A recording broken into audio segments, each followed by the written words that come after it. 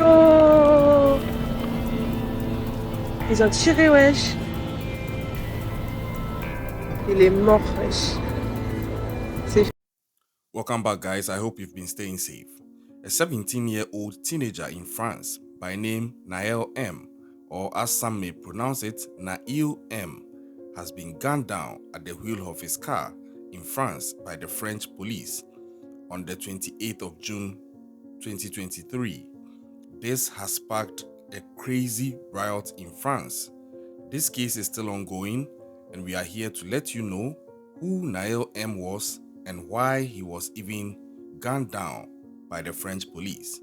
There are a lot of theories out there about this, and we are going to bring you the facts that have come out to date, since this is still a developing story. If you are ready for this true crime story, just buckle up and let's go.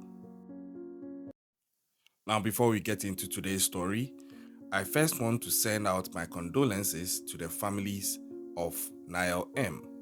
And it's very, very real and understandable to know that it is not the norm for a parent to rather bury their child.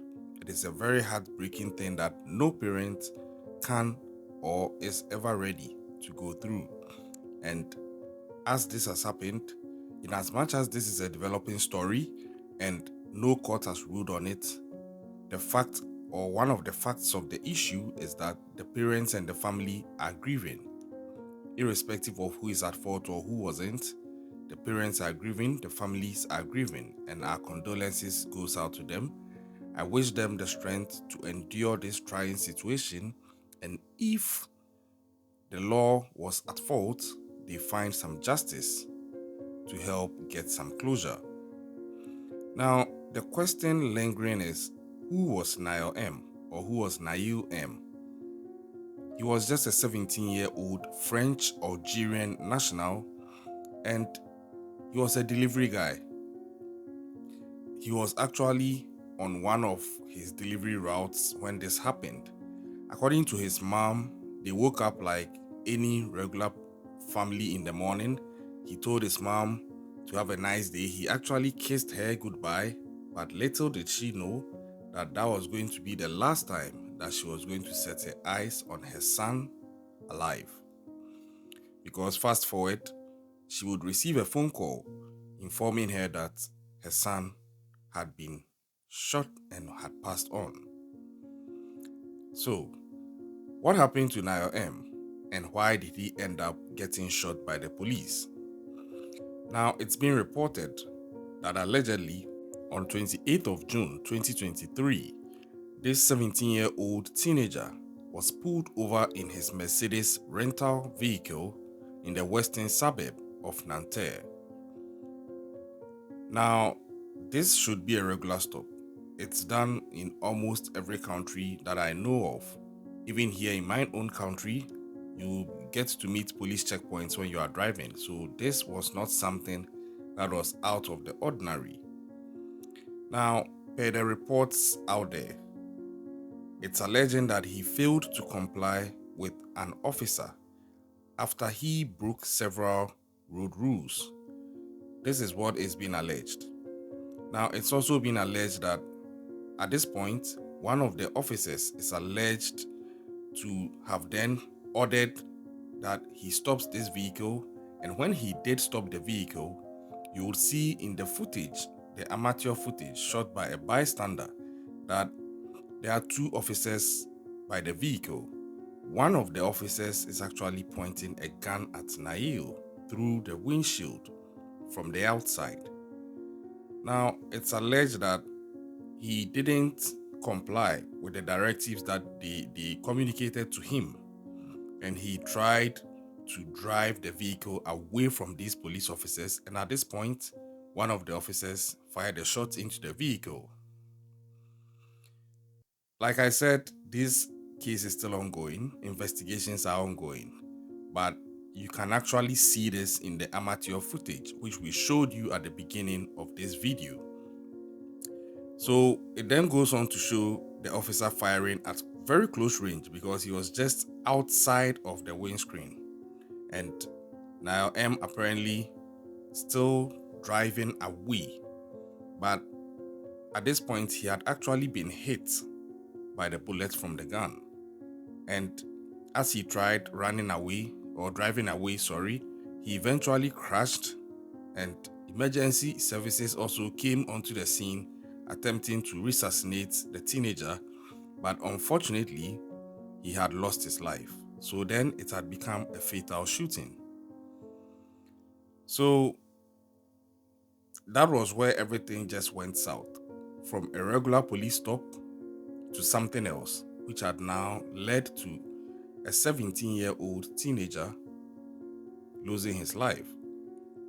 And this is where the anger kicked in, because several people are alluding that, or alleging that, there have been a number of police checkpoint stop shootings which have gone fatal. And of the victims, a large majority of them are actually immigrants, mostly African descent or Algerian or Islam descent, so to put it. And there is this conspiracy out there that they are being targeted by the police. Some are terming it the police are actually becoming Americanized, trying to link it to allegations of police brutality in the United States. This then led to a lot of tension, which eventually erupted into a riot. And that riot was not a peaceful one, because at a point there was a clash between the rioters and the police, which would eventually lead to about 31 people being arrested, including 25 police officers who were also injured, and 40 cars being burnt down after the riots. So you would see the magnitude of this. 31 rioters were arrested, whilst 25 police officers also got injured, and 40 cars got burnt after the riots. I'll pause here and chip in my 2 cents. Now, the question is, whose cars are these? I don't think these cars belongs to whoever is being accused of whatever. But these are some of the things that happen with violent routes. I'm not trying to chastise anything, I'm just speaking to what has been put out. I personally think that it could have been a peaceful route, because then the message would have been stronger. When it's violent or chaotic like this, it mars the conversation to an extent. There are also people who actually claim that it was actually a peaceful route and was meant to be a peaceful route or a protest until the police were deployed and they came in trying to muzzle the protesters, and then it erupted into something else. Investigations, I'm sure, will bring this out. Now, this is what the authorities then went on to say about the incident. The Interior Minister actually declared that the incident was extremely shocking, and then went on to urge people to rather work towards establishing calm so that the truth can be ascertained. And one of the good things that I saw about this, which I'm very happy about, is that this French international football star, Kylian Mbappe, actually added his voice to this conversation.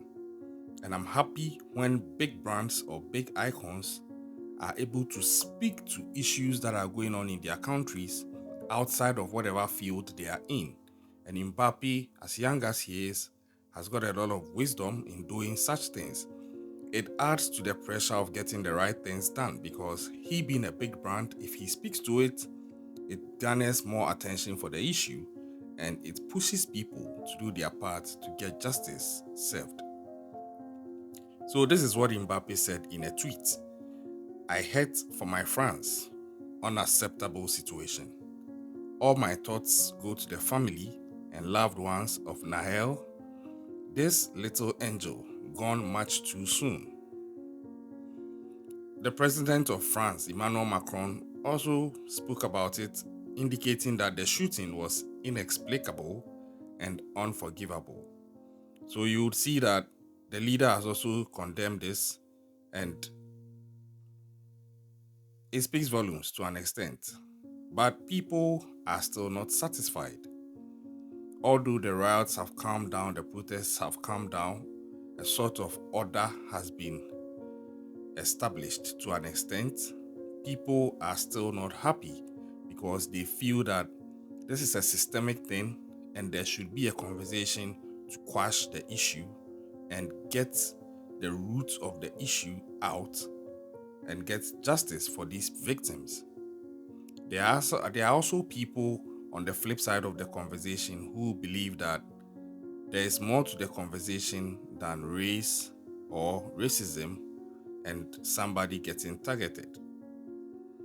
Investigations, like I indicated, are ongoing, but to date, it has actually been established that the police officer at the center of all this has actually been arrested and is facing the possibility of being charged with manslaughter.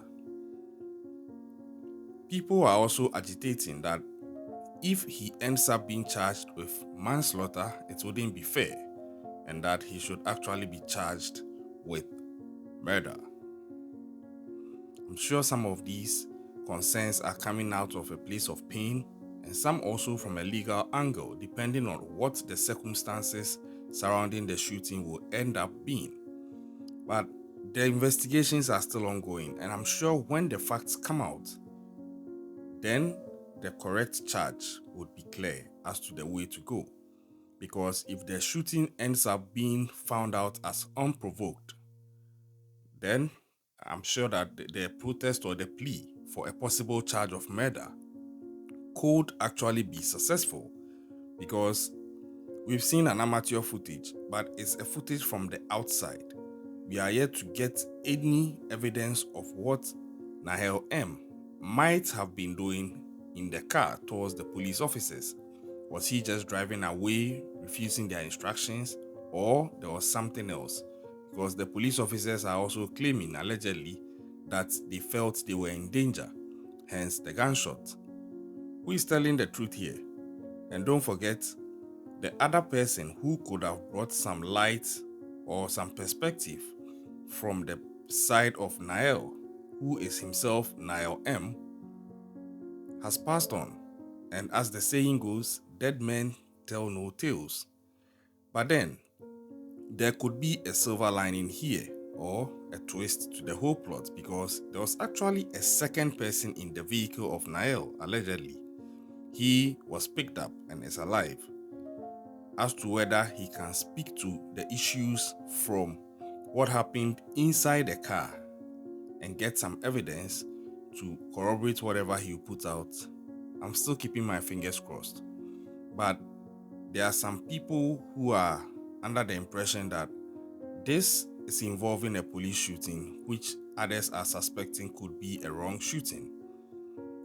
If that's the case, the police are still going to handle the investigations, and they feel there could be some form of conflict in the investigation.